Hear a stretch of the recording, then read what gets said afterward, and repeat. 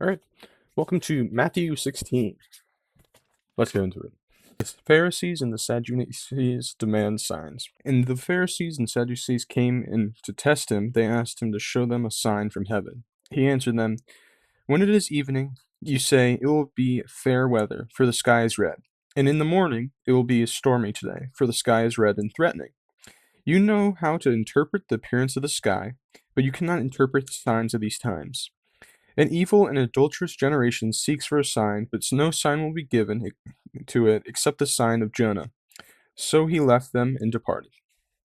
So they can't understand the signs that God has given them, even though they can interpret many things.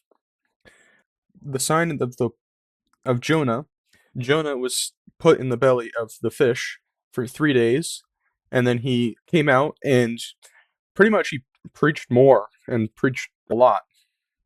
And many people now, I don't know if this is 100% in the Bible, but many people believe that Jonah actually died and was raised. So that's just something to touch on. The leaven of the Pharisees and the Sadducees. When the disciples reached the other side, they had forgotten to bring any bread. Jesus said to them, "Watch and beware of the leaven of the Pharisees and Sadducees." And they began to discuss it amongst themselves, saying, "We brought no bread." But Jesus, aware of this, said, "O you of little faith, why are you discussing among yourselves the fact that you do not have any bread? Do you not yet perceive? Do you not remember the 5 loaves for the 5,000, and how many baskets you gathered? Or the 7 loaves for the 4,000, and how many baskets you gathered? How is it that you fail to understand that I did not speak about bread? Beware of the leaven of the Pharisees and Sadducees." Then they understood that he did not tell them to beware of the leaven of the bread, but the teaching of the Pharisees and Sadducees. So Jesus warns them of the Pharisees and Sadducees and the teachings that they propose. I kind of assume that it's fluffed up to look good, but it doesn't really have anything. That's how I assume it as the leaven, but because leaven's similar to yeast. So then the disciples worry about not having bread, and Jesus is like, "You have seen so many miracles, yet you do not believe that I can just help you with this." And they're worried about food, even though he just fed in the previous chapters 5,000 and 4,000. Peter confesses Jesus as the Christ. Now, when Jesus came to the district of Caesarea Philippi, he asked his disciples, "Who do people say that the Son of Man is?" And they said, "Some say John the Baptist, others say Elijah, and others Jeremiah or one of the prophets." He said to them, "But who do you say that I am?" Simon Peter replied, "You are the Christ, the Son of the living God." And Jesus answered him, "Blessed are you, Simon Bar-Jonah, for the flesh and blood has not revealed this to you, but my Father who is in heaven.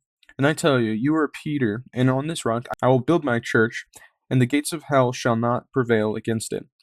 I will give you the keys of the kingdom of heaven, and whatever you bind on earth shall be bound in heaven, and whatever you loose on earth shall be loosened in heaven." Then he strictly charged the disciples to tell no one that he was the Christ. So this is one of the most discussed parts of the Bible, which I'm not going to really go crazy into it. I'm not going to really discuss into it because I'm not really a theologian. So I can't really teach that well to you, but I'm going to say what happens in the story. So Jesus asks who the Son of God is, and Peter calls Jesus the Christ, and that Jesus tells him that this was not revealed to him by his own thinking, but it was revealed to him by God. And in verse 18, here I'll reread it. "And I tell you, you are Peter, and on this rock I will build my church, and the gates of hell shall not prevail against it." Now, I'm going to say what happens. So, Peter confesses that Jesus is the Christ, and Jesus in return gives Peter a new name and says, "On this rock I will build my church." That's all I'm going to say. Jesus foretells his death and resurrection. From that time, Jesus began to show his disciples that he must go to Jerusalem and suffer many things from the elders and chief priests and scribes, and be killed, and on the third day be raised. And Peter took him aside and began to rebuke him, saying, "Far be it from you, Lord, this shall never happen to you." But he turned and said to Peter, "Get behind me, Satan, for you are a hindrance to me. For you are not setting your mind on things of God, but on things of man." So, what does this mean? Jesus tells everyone that he will suffer and die, and this is what he has to do. And Peter objects to this, saying, "No, no, no! Don't say such things. Don't no." But Jesus tells him, "Get away from me, because you are not thinking of God's plan. You're thinking of your own. All right, take up your cross and follow Jesus."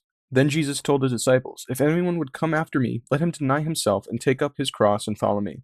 For whoever saves his life will lose it, but whoever loses his life for my sake will find it. For what it will profit a man if he gains the whole world and forfeits his soul? Or what shall a man give in return for his soul?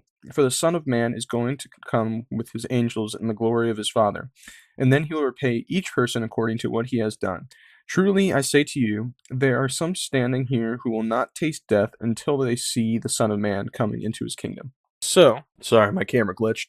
First, you must deny yourself. You must remove pretty much the flesh, and you must be filled with God, and then you have to deny yourself. And this is just a memorable verse. Verse 27, "For the Son of Man is going to come with his angels in the glory of his Father, and then he will repay each person according to what he has done." All right, that's the end.